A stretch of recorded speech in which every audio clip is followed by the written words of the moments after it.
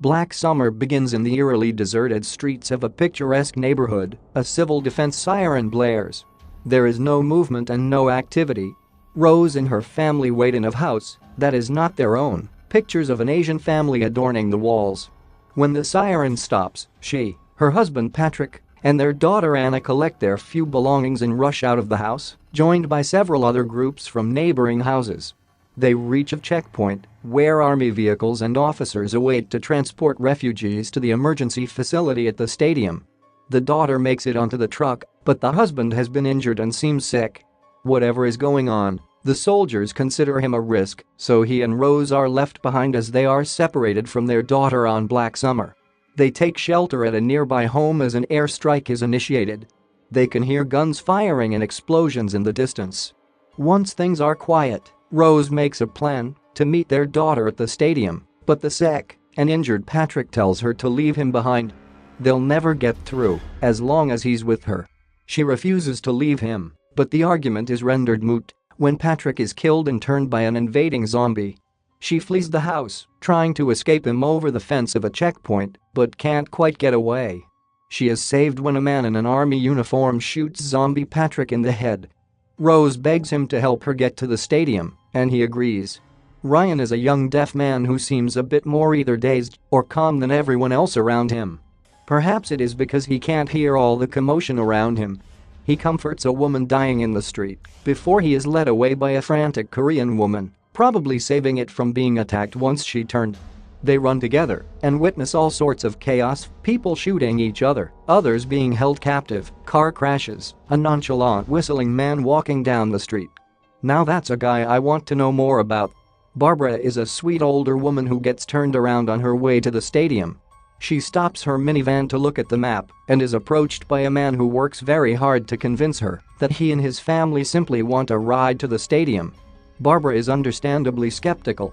Once he asks her if she's a Christian, as if it made any difference to anyone's goodness, you just know that it's some kind of scam. Barbara is convinced, though, and is betrayed as soon as she lets the man behind the wheel. She would have been left in the dust if someone hadn't come along, pulled the man out of the car, and started beating him up. Barbara positions herself firmly in the back seat and watches the man get beaten with satisfaction. Meanwhile, the woman who was hit by the car and abandoned dies and reanimates after being left by Ryan and son. As a zombie, she attempts to attack multiple people but is unable to get into the houses. Eventually she sees Lance and his male partner through a fence and gets to them by running through a nearby house. She attacks and eats the other man, causing Lance to run away.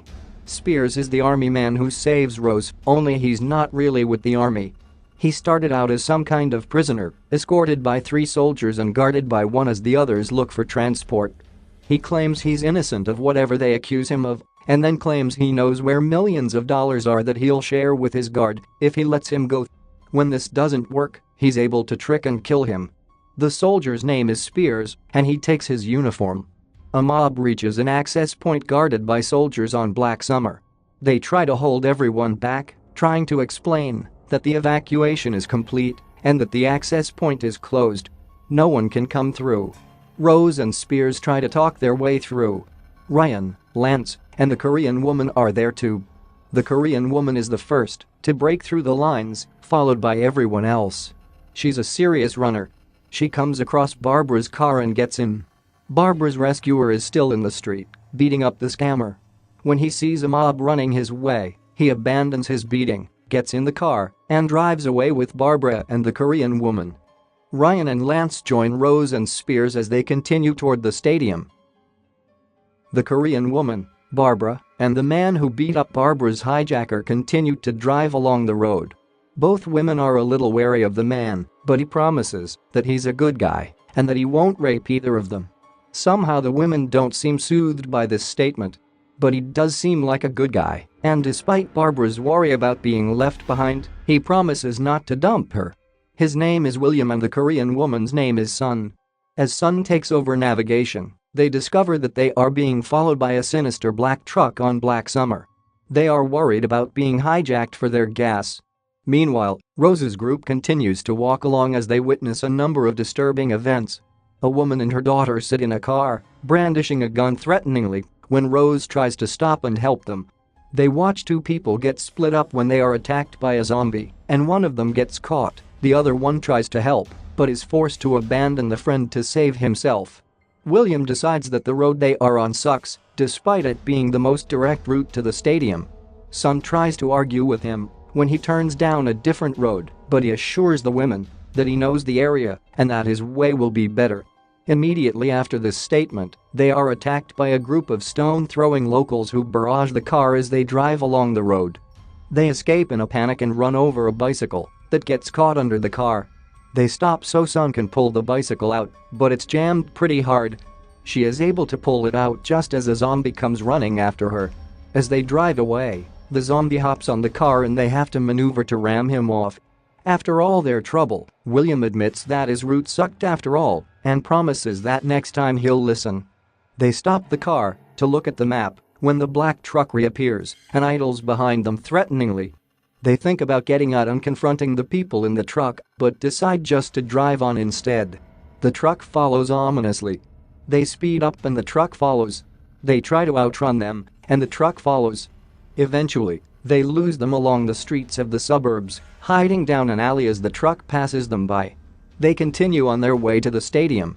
Rose asks Spears some very practical questions about ammo and the authorities that they might be able to contact for help. Spears tells her that they're on their own, just like the soldier at the last checkpoint said.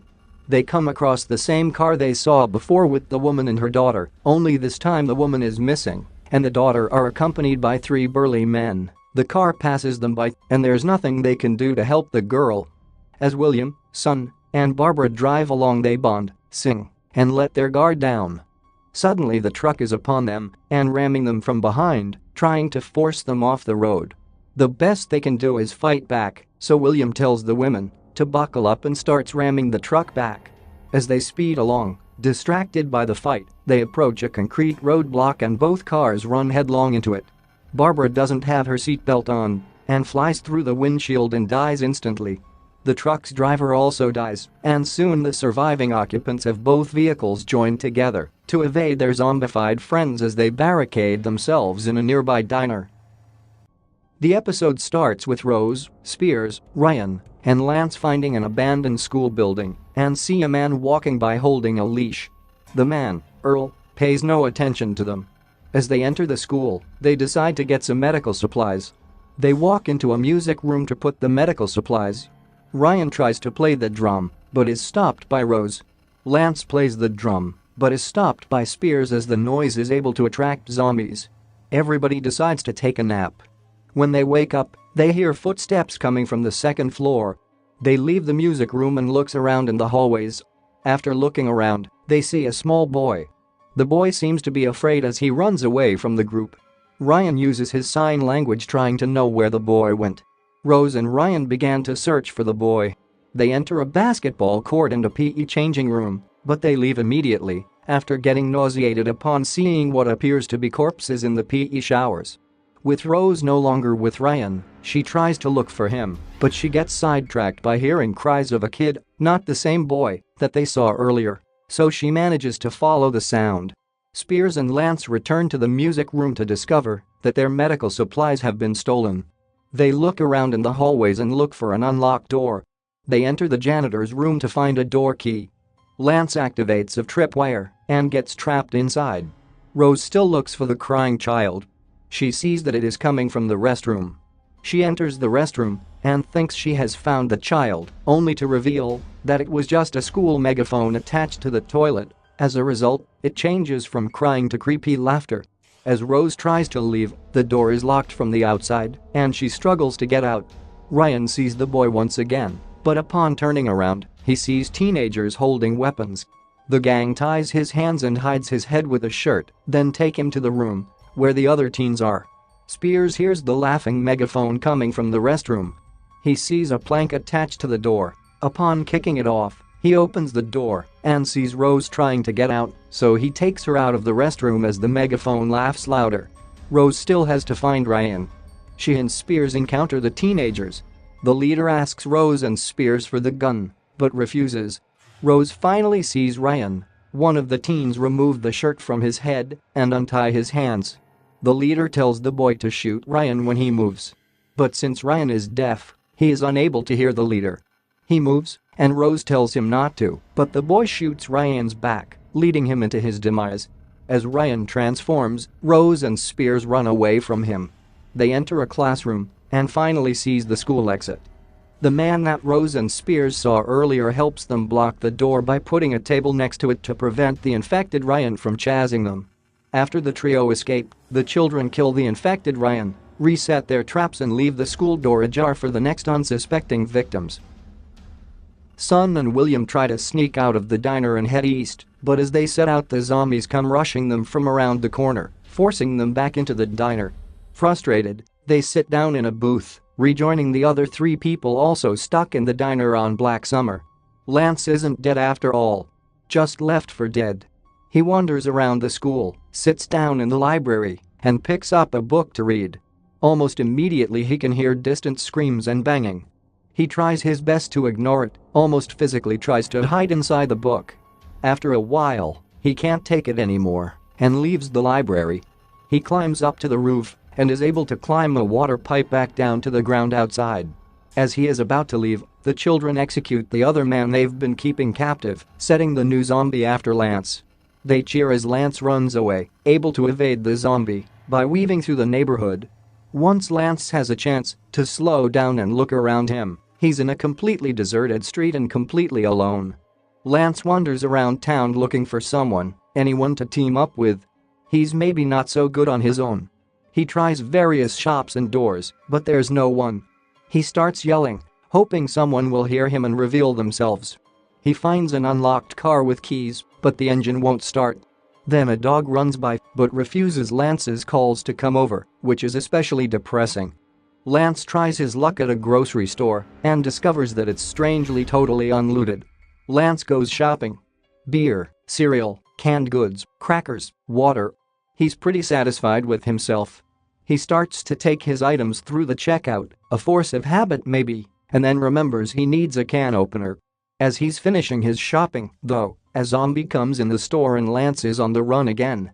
He's chased to a yard of school buses, where he climbs on top of one and decides just to sit down and wait up there as the zombie tirelessly tries to reach him.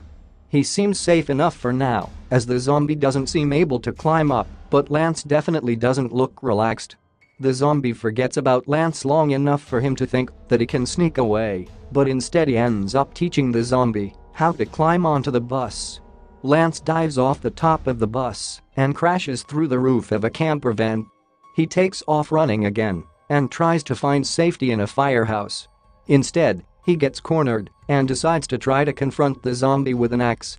He fails miserably as the axe gets caught in some clothes hangers as he rears back to swing.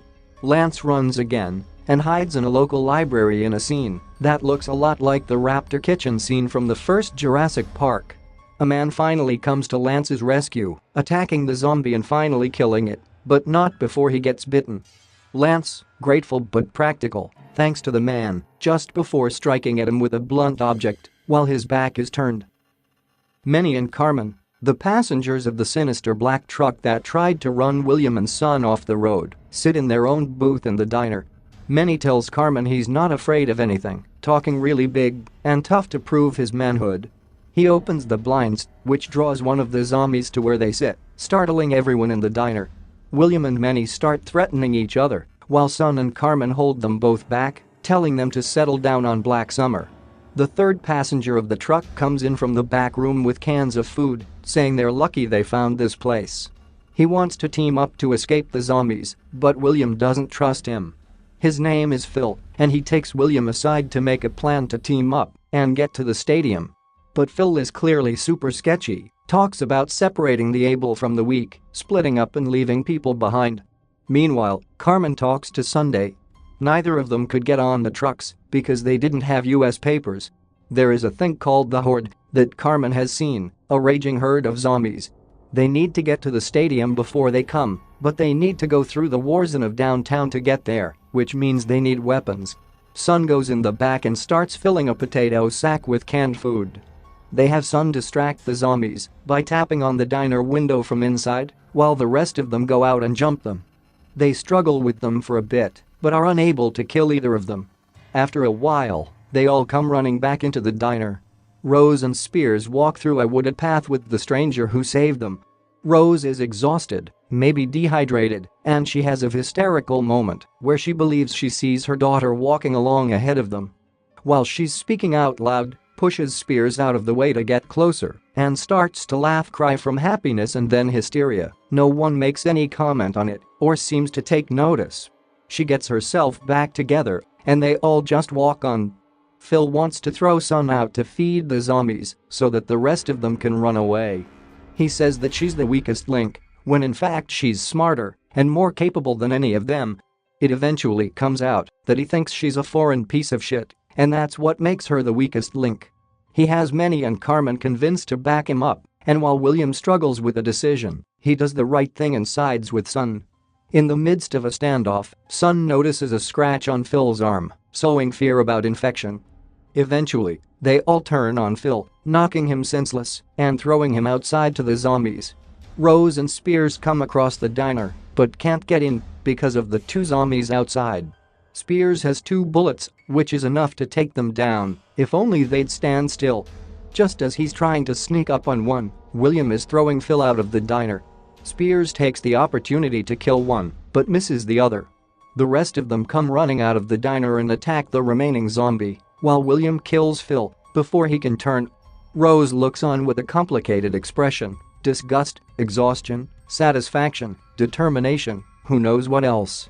Presumably refreshed and resupplied, the remaining survivors, William, Sun, Rose, Spears, Manny, Carmen, and the unnamed man, all leave the diner together. A couple of army guys on a roof hang out and play chess. Camping gear and food rations are splayed out on the ground, so it seems like they've been there for a while. They hear a noise and see the new super group come into view, consulting and then splitting up into 2 groups on Black Summer. Rose's group heads to the door of the building, while Sun's group takes off around the corner. Inside the building, Rose, Manny, and Carmen are seen on security screens. When the guard asks them what they want, Manny gestures to Rose and asks, "Like what you see?"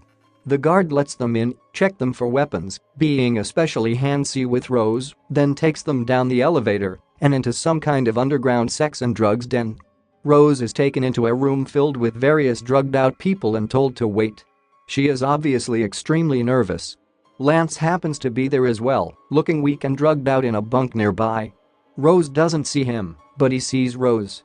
The guard comes back and Lance witnesses what can only be Rose's rape.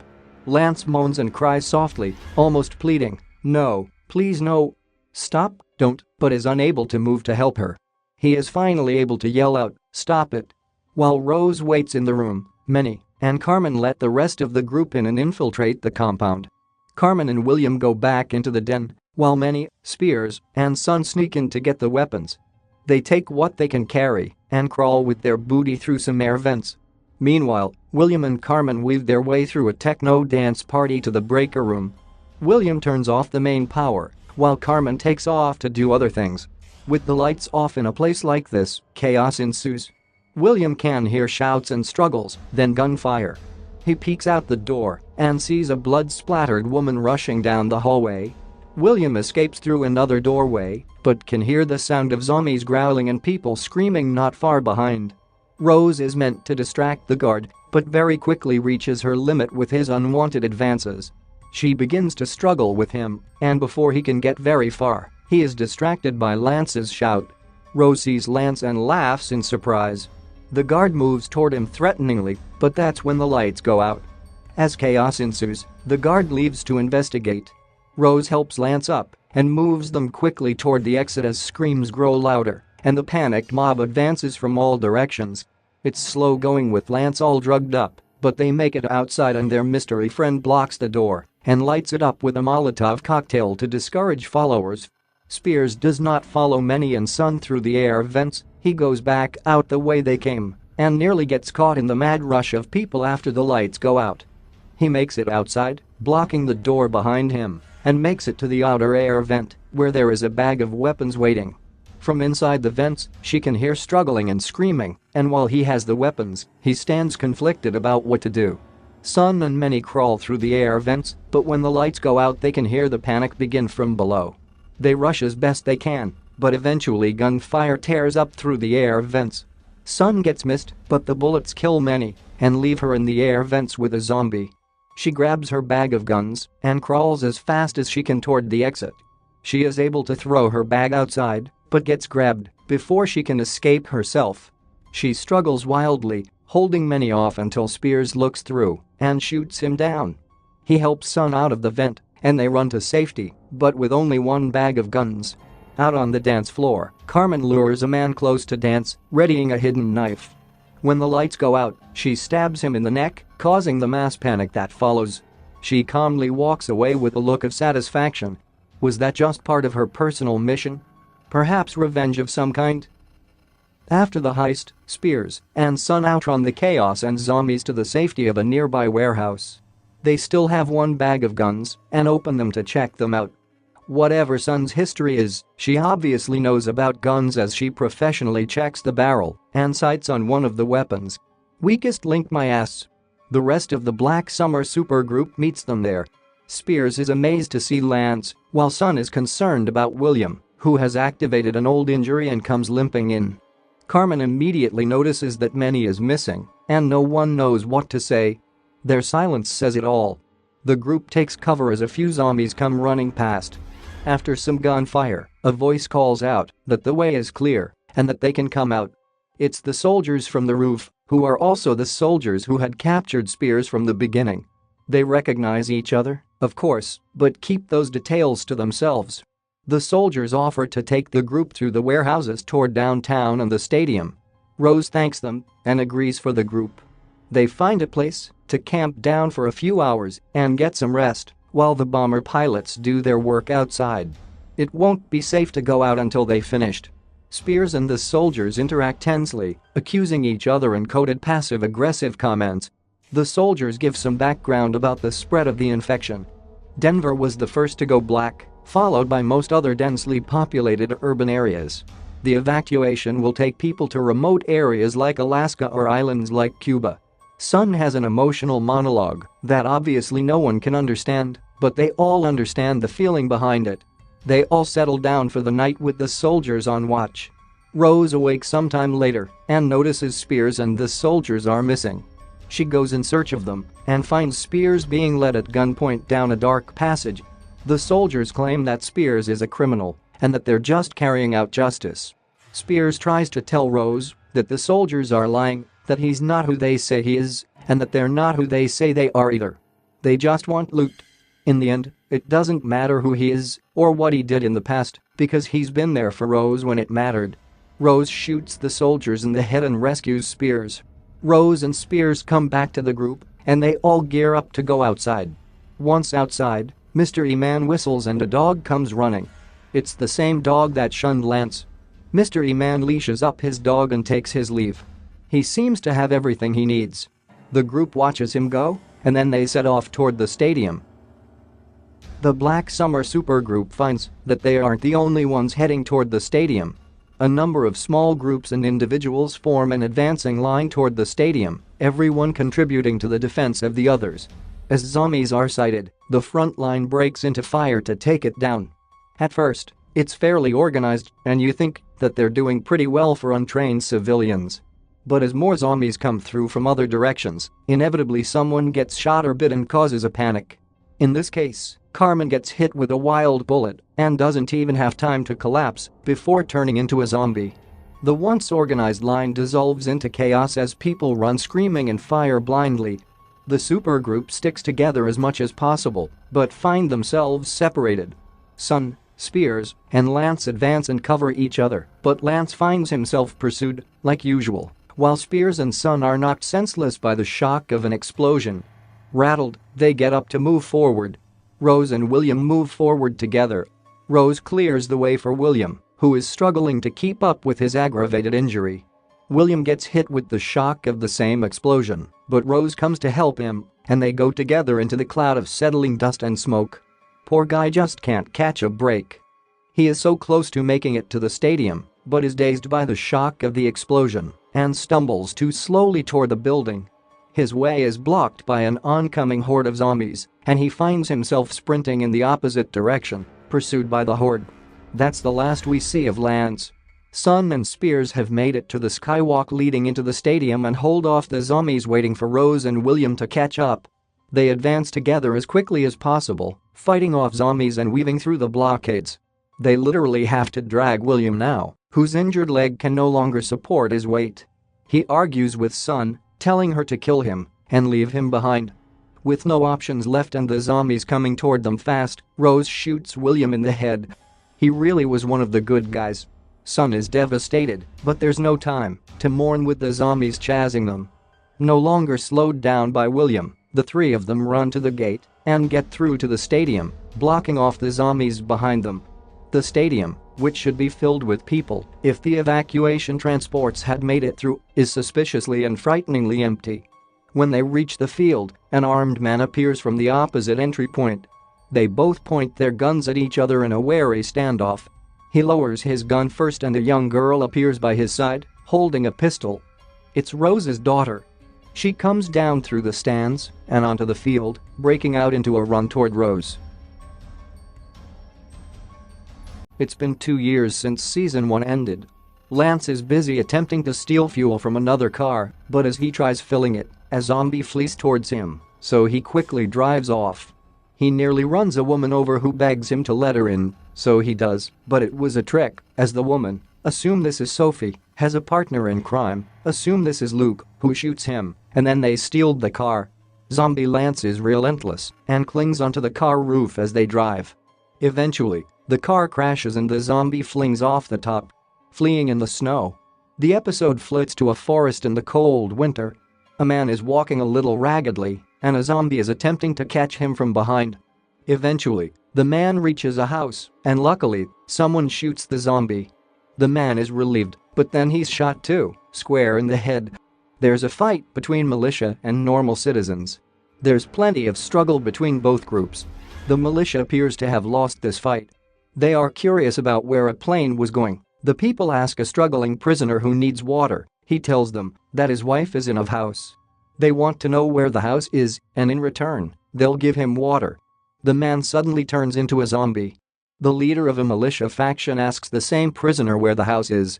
The leader pressed him on questions, but they are suddenly attacked. Sun is a prisoner as part of this militia faction, and the leader drags her away. They end up on a snowmobile, but the driver is shot and they fall off. Freddy is sat on a tree near this house. He gets down from a tree, picks up some logs, and runs towards the house. A zombie runs after him, and he knocks on the door, explaining he has the wood, and asks the person inside to open it. The person inside is Rose, and once she lets him in, she tells Freddy that she doesn't think he can stay, but he begs her. Rose asks him to help dump the bodies and make a fire.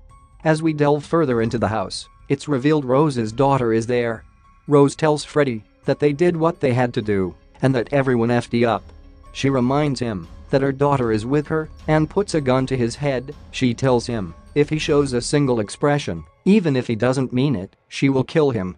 Freddy apologizes, so Rose tells him to dump the bodies outside. Freddy drags a dead body nearby. Rose sees a man running towards the fence, so she kills the zombie and kills the man. It looks like she has a no-mercy policy. Spears wakes up in the woods, and he's struggling a little. He has a wound on his stomach that's painful. He does his best to move forward. Luke gets out of the wrecked car. He finds a building, and someone locks the door before he can get in. He begs the woman to let him in, but they end up arguing. Luke finds a car with a gun, and he's relieved. As he's about to set off, the zombie smashes through his car window. Episode 2 serves the audience context to what happened before the opening chapter to provide different character perspectives. Sirens are going off, and Ray is packing items. He's a little on edge, convincing himself that everything is going to be okay. Wielding a baseball bat, Ray slowly walks around the house. He closes the door on a zombie, and the way he keeps convincing himself that he's going to be okay sounds like he's speaking to his children. Eventually, Ray leaves the house. A couple of men are taking items from a store. Anna slams on the shop door, and she tells the men that her parents are dead and asks if she can come in. Feeling guilty because she's a kid, they let her in. Anna immediately goes to the back of the store and lets Rose, Spear, and Sun in. They tell the man to leave the store. The lesson always is, do not trust anyone. As they scour the streets, Sun finds a man that needs water, so she gives him a bottle. Suddenly, the group sees a militia faction, so run. Sun and Spear run separately and hide in a building. There's plenty of tense minutes as the group keeps on finding new hiding places. Sun, Rose, and Anna manage to get away, but they find Spear, who has been shot. Rose thinks Spear is going to slow them down. Rose tells Anna to go, and they leave Sun and Spear. The militia group approach Sun, so she throws Spear down a grassy bank so they don't see him. Ray asks Sun if she knows where her friends went. A couple of men are dragged out of their truck by a group of people. A man finds a snowed-in car and looks inside it. Venturing in the snow, he returns to his friend, who is nearly freezing to death. He helps his friend get into bed. He tries his best to try to keep his friend comfortable, but then his friend slowly passes away, and all you can hear is groans from him. His friend suddenly turns into a zombie. Spears is still struggling as he meanders across a snowy scape. He reaches a snowy hill, and the foundation collapses beneath him, so he falls down the hill. He ends up lying next to a zombie that's not in good shape. He takes the zombie's gloves. When he looks at the top of the hill, he sees a person. The mother and daughter find a house ahead of them, and Rose calls it beautiful, but they soon have to hide from a zombie. Rose gets out her sniper and scopes the zombie, but in the first attempt, she misses, so they have to run. When they get to the house, the door is stuck initially, but Freddy lets them in. There are a few people inside. A few minutes before, Freddy's mother talks about children and what it feels like to have a baby. Suddenly, Anna knocks on the front door screaming. Freddy lets Rose and Anna in, and they are offered to sit next to the fire to get warm. There's a little tension in the room as they all figure each other out. Of course, trust is an issue in this world. Rose answers questions as she warms herself up. The vocal mother of the group asks Rose if she has cream, and she's irked that there's nothing in this house. There is frustration in the group as they talk about communication to the plane. There are few answers to when the next plane is coming, but this group is massively underprepared. Discussions turn back to supplies, and Mark ponders whether to go out. Rose tells him to go. Sunny questions the boxes filled with supplies in the woods and believes Mark is up to something funny. Anna cuts the tension and asks where the bathroom is. While Anna uses the bathroom, the camera pans to an office and a man is hiding, breathing as silently as possible. Sunny insists that Rose helps Mark, but she keeps declining. Mark doesn't want her help, claiming she will slow her down. So Mark heads out, and he's immediately chased by a zombie, so he hides in the garage. He gets on a snowmobile and rides away. Anna and Rose playing cards.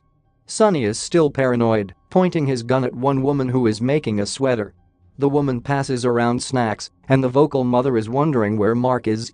Rose speaks up and wonders why they believe Mark isn't coming back when he's left his group behind, which irks Sunny. Suddenly, they hear a plane overhead, so Sunny demands that they call them and break the rules.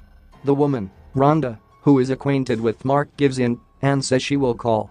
She uses the radio, but there's no luck. Rhonda tells Freddy that it can't be easy for him and his brother Sunny. On the way back down, Rhonda tells Sunny and Freddy that the axe she left in the hallway has gone. When they head downstairs, the mother of Freddy and Sunny suggests that Anna goes outside to get wood for the fire, but Rose stays firm and tells them that Sunny and Fred are strong adult men and they should go. The mother tells Freddy to go. Freddy heads outside on his mother's orders. He grabs logs from the garage, but then he falls over. A zombie is in the distance, but Sunny will not let him in until he gets the wood. The zombie chases him, so Freddy climbs up a tree to get away from it. Sunny gets angry and asks everyone where the axe is. His mother calls him and his brother useless and kisses Sunny on the forehead. Suddenly, the radio starts playing up and Sunny believes Rhonda was talking to someone. Rhonda tells him she wasn't talking to anyone and that she is trying to survive. She picks up a pistol, but Sunny beats her to it and shotguns her. Rhonda turns into a zombie. Rose is the most resourceful. She kills the zombie and the woman it bit with a gun. All is quiet in the manor again. Anna is refusing to eat as she continues to play cards with Rose. They eye each other up and they are hinting at each other via their playing cards. Suddenly, Sunny's mother accuses Rose of doing something to the others, and tensions escalate. Anna and Rose shoot both Sunny and his mother simultaneously. They knew it was time. Rose tells her daughter not to look at the dead man, but she says she is fine. The man that was hidden upstairs starts making his way around the house. He sees Rose and Anna in a room asleep, and the credits roll. Episode 4 opens with Sun waking up in the snow. There's an explosion in the distance, and the militia faction she's with tells her to get up and walk. It looks bitterly cold as the leader Ray takes a cautious approach. Suddenly, a zombie sprints towards them, but Ray and his faction bring it down with ease. They have reached the manor, and one of the men gives Ray insight into what he saw inside, including the dead bodies. Sun is asked to wave a cloth outside the manor. They tell her if she runs, she is dead. Rose and Anna are frantically looking outside the windows, and they are both concerned. Freddy wants a gun, but Rose tells him to look outside the window. She then asks Anna to hide and stay quiet. Rose hears gunshots and starts shooting at the men, but Freddy asks for a gun. She refuses to give him one and asks the man to cover the back door. Freddy knows they are outnumbered and wants to surrender. Suddenly, a man shouts to the manor, telling Rose that they are outgunned and outnumbered. They warn if she takes another shot, everyone dies in the house. They start counting to 10, and then multiple shots start firing at the house. Rose is petrified, knowing she is unable to fight this off. She looks behind her, and Freddy has been shot. She throws Freddy into the basement. There's another group of people approaching the manor, and they can see the military faction approaching the place. One of the men from the third group approaches the house slowly, but he's nearly hit by gunfire. The militia faction and the other group end up in a firefight. The man ends up in the basement, and he's attacked by Freddy, the zombie. After a ferocious fight, the man kills the zombie. Then, as the man has been bit, he shoots himself in the head.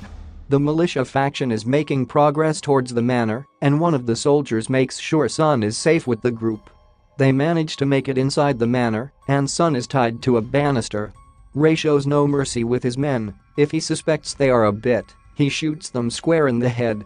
However, Ray misses a zombie, and Sun finds herself tied up facing one, so she has to find a way to escape it. She continues moving around the house and avoiding gunfire. A woman ends up saving her, but Sun has to attack a zombie to save her back. A plane is heard overhead, and someone jumps out of it in a parachute. When Sun turns around, she's faced with Ray, and she walks slowly towards them. The woman that saved her earlier points a gun at her, so Sun closes her eyes and begins to cry, but Ray grabs her cuffs and drags her away. The woman who was on the other side joined the militia. Rose and Anna are hiding upstairs. They take out one of the attackers, but Rose is struggling with her ammo. The two women hide in the bath as the battle inside the manor keeps going. The man who has been hiding in the manor walks into the bathroom and tells them both to be quiet. One of the soldiers finds them, so they surrender. Once they hear a plane, the soldiers walk off. The man hidden in the house tells Rose that he knows how to get to the plane and begs her not to shoot. Rose asks the man to back up as he leads the way. The trio leaves the manor. The war is over. We return to Spears, who is hungry and desperate. He finds an empty packet of crisps and tries to eat the crumbs, but there's nothing there. A truck then drives by on the road and pulls up, so Spears hides behind a tree. When Spears reaches the road, a man, Braithwaite, finds him and gives him water. He claims to recognize him, but Spears is not sure and tests him, asking what his name is. Braithwaite says he is good with faces, but not names. He calls him Kevin, but that makes Spears even more paranoid. Braithwaite tells Spears that they need to get off the road quickly and double up like two brothers. After plenty of small talk with each other, Spears finally relaxes and gives his name. He follows Braithwaite. The two men make their way through the woods. Suddenly they see a man on a horse, so they get to the ground, and Braithwaite aims with his gun. The horse rider keeps riding, and no trouble is caused. Spears tells Braithwaite to stop messing around by giving him different names. Braithwaite tells him that it's a free country, and he can walk wherever he wants. They come across a struggling zombie, so Braithwaite tells Spears to kill it with a rock. He then provides Spears with alcohol and a gun. Braithwaite decides to make a fire. Now enjoying the fire, Braithwaite tells Spears that he is Big James' little brother, and Spears swigs his alcohol. The pair reminisce now they understand where they are both from. They drunkenly enjoy their conversation with each other. Braithwaite then talks about bygones, and the conversation dampens slightly. Spears suddenly wheezes, so Braithwaite wants to check out his wound. The men end up fighting each other like dumb, drunken, brawling men. Braithwaite wakes Spears up, it's raining badly, and they can hear a horse galloping nearby. They can hear screaming and growling in the distance, and both men are unsure what to do. Spears is still struggling, and Braithwaite asks again how bad his wound is. When he looks at it, he tells him it is infected. The men keep moving through the rain, chit-chatting. Braithwaite tells Spears that he's never ridden a horse before, and he likes how pretty they are when they run. Suddenly, they hear the zombies, so they keep fleeing and shooting them down. The two men finally find a house, head inside, and shut the doors. When they look around the place, there's writing all over the wall. It's about an ascension. They noticed blood on the floors. When they go upstairs, there are loads of dead bodies, all in yellow clothing. A man sits in the middle of the dead bodies, and he tells them, "You made it," and says he has been waiting for them. He passes Spears a pistol. The man thanks him, and Spears shoots him square in the head. Behind him, Braithwaite retches. Spears tells Braithwaite that he remembers him and says he killed his sorry ass. He thought what he did was enough. Braithwaite calls it a miracle and tells Spears that he wasn't expecting him to shoot him twice in the back, but he explains he isn't a vengeful person. Spears raises that he lost his gun, so it takes the choice out of the situation. Suddenly, the pale horse walks down the river banks, and Braithwaite is mesmerized by it. A single tear leaves his eye, and then Spears points the gun at the back of his head. He doesn't shoot, and Braithwaite walks off. A group of people is walking through the snow, and one of the group members complains that he is starving. He's told to quit his bitching and eat some snow. The group finds a large wooden box and tries and open it themselves, but then they are approached by a man with a gun from the militia faction. The soldier asks Mance to help and gives him a tool to open the box. Inside there are food and medical kits. The soldier wants to work with the group to get over the ridge and have a fair share of the box. The soldier reveals himself as Sam and shakes hands with Mance. We return to Rose, Anna, and the man who is leading them. He has a surprise place for them that is apparently safe, but Rose is not feeling sure about the situation. She feels like he is lying, but he is insistent. Rose says if they are not in this safe place by sundown, she'll kill him. Sun continues to be dragged in cuffs by Rafe. They come across another group. They've found a box with food and medical kits. Ray tells them that he doesn't want to give the other group a fair share and that he will offer them scraps. Sam and the group are still working together to move the large box over the ridge. The man that Rose and Anna are with is panicking as he can't find what he's looking for. Rose knows he is lost and is confident that there is no place and calls him a fucking liar. She feels he has brought them up here on a ridge to die. The man and Rose start arguing, frustrated with the situation. The man tells her he knows a ski lodge with power, water, and food.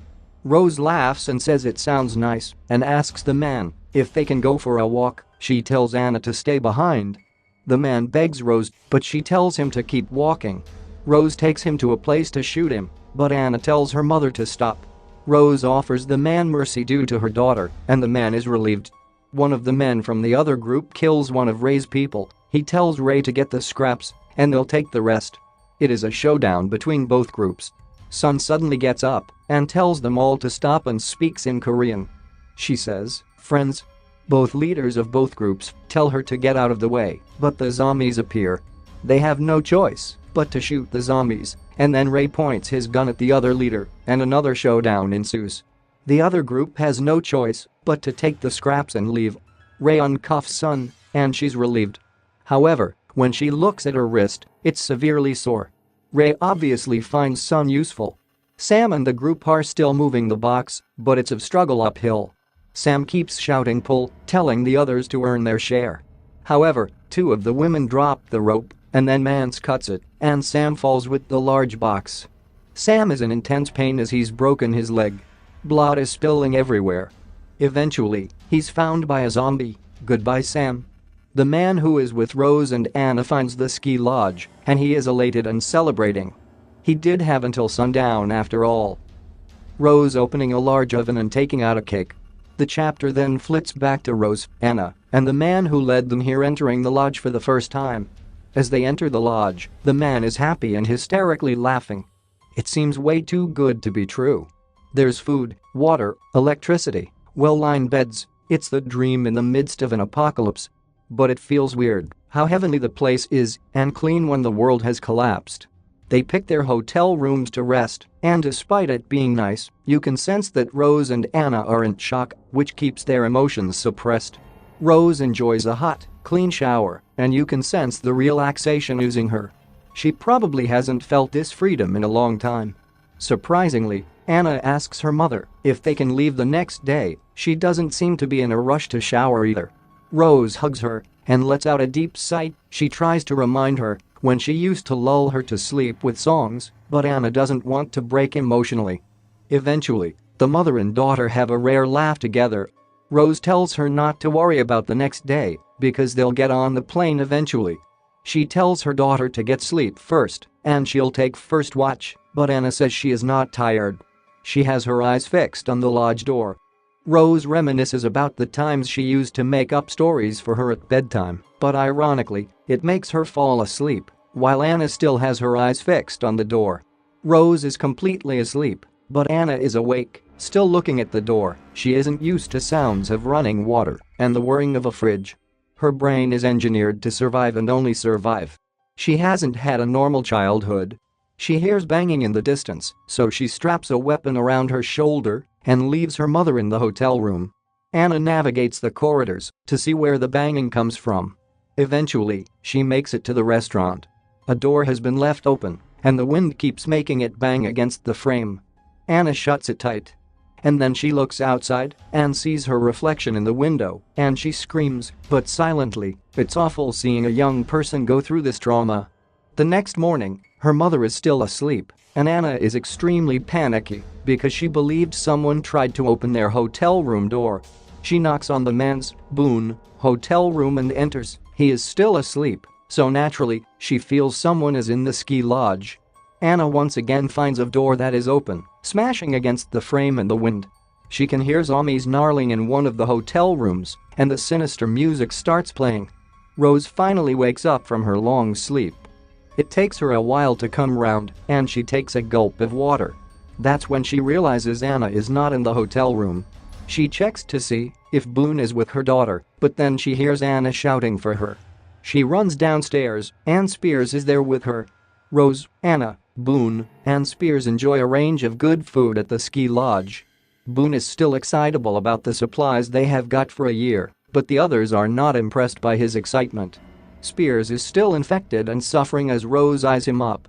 He asks Boone if he has checked all the rooms, but Anna says he hasn't, and some infected people are here.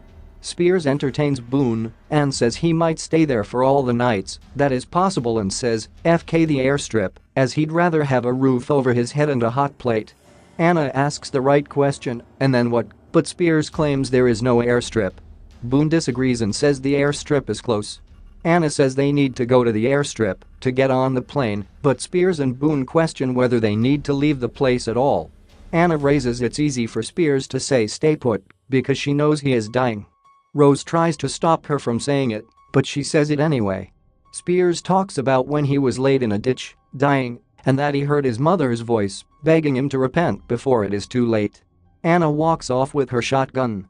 Rose tells the table that her life has one meaning, and it's her daughter, so everyone else can get the FK out as it's probably going down. She tells Spears that she isn't sorry for leaving him behind, as she had no choice. Spears says, bygones, just like Braithwaite said to him in the previous chapter. Rose stands outside the oven, watching the cake bake. While taking it out of the oven, she hears a gunshot. She rushes out, and Anna has killed Spears. She tells her mother, we're leaving. Anna is in control now. The trio head to the airstrip. Suddenly, Boone runs off. There's a flashback. Anna walks into the restaurant in the ski lodge with her shotgun, and she asks Spears where her mother is. Spears explains that every time he closes his eyes, he feels like it will stay that way, but then he wakes up. He wonders if he's waiting for someone. Anna turns to him with her shotgun, and Spears is impressed with her alertness. He tells her she was right about him not having long left. Spears feels he has found a spot to rest, but then he says, "I couldn't myself," and grabs the pistol and puts it down. He asks her to do it for him. Anna's eyes well up, knowing exactly what he's asking. Spears prepares for his death and makes a joke about still looking fly. Tears flow down Anna's face, and Spears tells her not to leave her mother and take care of her. After what feels like an eternity, Anna shoots Spears clean. Ray, with blood streaming down his face, he's calling everyone disgusting and claims they would have gotten on the plane if they all listened to him. He asks the person he's looking at to open the door and claims he has been dead for a long time. Rose and Anna make it to the airstrip. The conversation of Spears comes up, and Anna tells Rose she did what her mother couldn't. She doesn't want to rot in a place like her father, and her mother tells her to shut her mouth. They can't argue for long because Boone, the zombie, chases them. A bird's-eye view shot shows that Anna and Rose are not alone. Every group that has been on this long journey is coming to the airstrip. Mance reunites with the women from his old group and asks them if they are ready. Suddenly gunshots are fired, and one of the women, Natalie, falls. They have to go to her aid.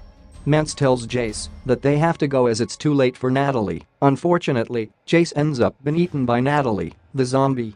Anna and Rose bump into Ray and Sun, and Rose offers them food.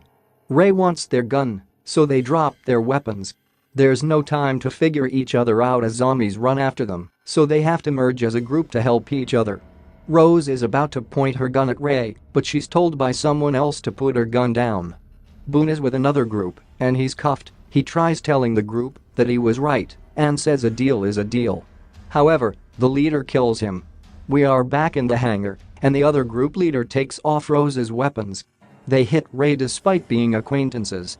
The other group leader says they can't all go on the plane and only the best can come. Ray is beaten by the man he was once leading, and Sun cries watching.